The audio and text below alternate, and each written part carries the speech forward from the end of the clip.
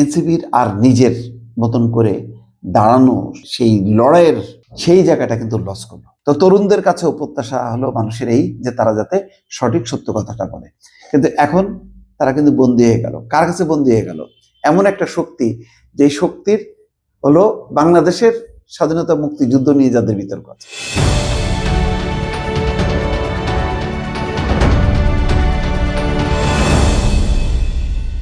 270টি আসনে এনসিপি কে জামাতের হয়ে ভোট চাইতে হবে, দ্যাট ইজ দ্য কন্ডিশন। তার মানে তারা স্বাধীনতা বিরোধীদের হয়ে ভোট চাবে, নারী ধর্ষণকারীদের পক্ষ হয়ে ভোট চাবে, বুদ্ধিজীবী হত্যা যারা করেছে তাদের পক্ষ হয়ে ভোট। জুলাইয়ের সাথে এত বড় বেইমানি আর কোন শক্তির করার সুযোগও ছিল না, সাহসও ছিল না।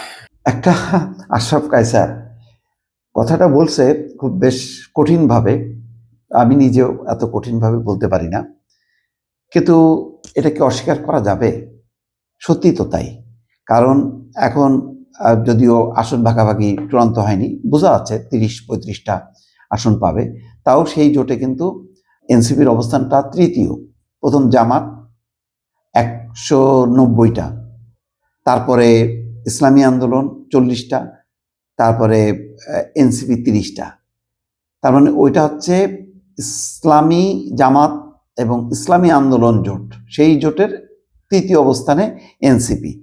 এইটা একটু কষ্ট লাগে, মানে কষ্ট লাগে এই কারণে, হয়তো আসন কিছু পাবে, কিন্তু যেটা হলো এনসিপির আর নিজের মতন করে দাঁড়ানো, মানে সেই লড়াইয়ের যে তরুণদের আকাঙ্ক্ষাটা প্রতিনিধিত্ব করতো তারা, সেই জায়গাটা কিন্তু লস করলো। এটা যতই বলেন না কেন, এটা বিএনপির মধ্যে আসলেও তাই, বিএনপি যেহেতু বড় দল তাদের অবস্থানটা থাকতো সেকেন্ড হয়তো, কিন্তু এখন কিন্তু জামাতের মতন দলের জোটে তাদের অবস্থান হয়ে গেল কিন্তু তৃতীয়। তাহলে সেই অর্থে বিএনপির সাথে থাকলে অন্তত দ্বিতীয় অবস্থানে থাকতে পারত। এখন তাদের তৃতীয় অবস্থানে যে থাকতে হচ্ছে। সবচেয়ে বড় কথা হলো যে জামাত স্বাধীনতা বিরোধী, মুক্তিযুদ্ধ বিরোধী শক্তি, এইটা বলতে পারবে না। তাদেরকে জুলাইয়ের কথা শুধু বলতে হবে। জুলাইয়ের কথা বলে তাদেরকে কি করতে হবে? জামাত যেভাবে বিএনপিকে সমালোচনা করে যে তারা জুলাইয়ের চেতনা ধারণ করে না, তারা সংস্কার মানে না, বিচার মানে না, ওই একই কথাগুলি বলতে হবে। কারণ তাদের যে অন্তত ধরলাম যে 100টা বা 200টা নির্বাচনী এলাকায় তো এনসিপির কিছু লোকজন আছে, তো সেই জায়গায় তারা কি করবে? তারা জামাতের পক্ষে প্রচার চালাইতে হবে নিয়ম অনুযায়ী, জোটের স্বার্থে। তো সেখানে তারা মুক্তিযুদ্ধের কথা বলতে পারবে না, তরুণরা কিছু বলতে পারবে না।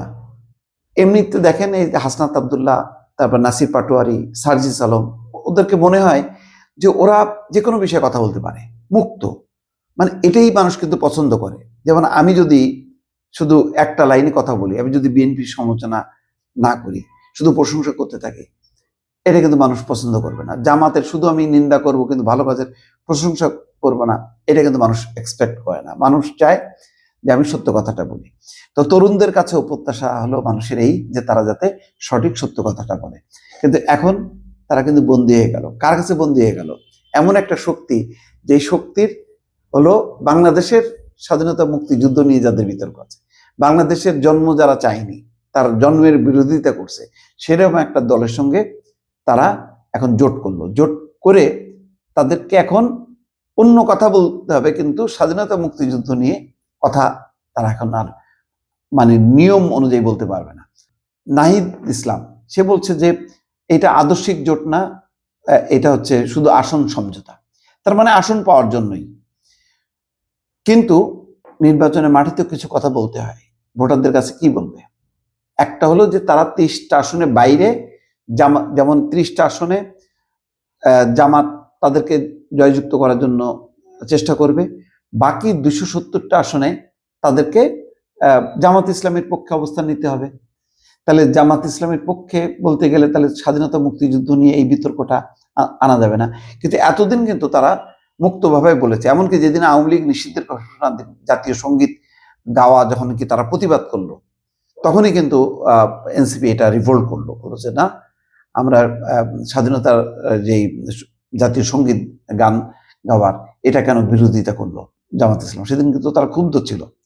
এছাড়াও নানা সময় তারা কিন্তু কথা বলেছে সংস্কারের ব্যাপারে বলেছে, তারা মুখোশধারী, তারা আসলে সংস্কার চায় না, এই সমস্ত কথাবার্তা বলছে। যাক, এইসব কথা নাই বললাম, কিন্তু মৌলিক যে বিষয়টা, যেটা বিএনপি এখন উচ্চারণ করতেছে, সেই কথাটা কিন্তু এখন তারা বলতে পারবে না। তাহলে প্রতিবাদী তরুণ যারা নতুন একটা স্বপ্ন দেখালো, তারা আজকে ভাষা হারায় ফেললো, মুখ বন্ধ রাখলো।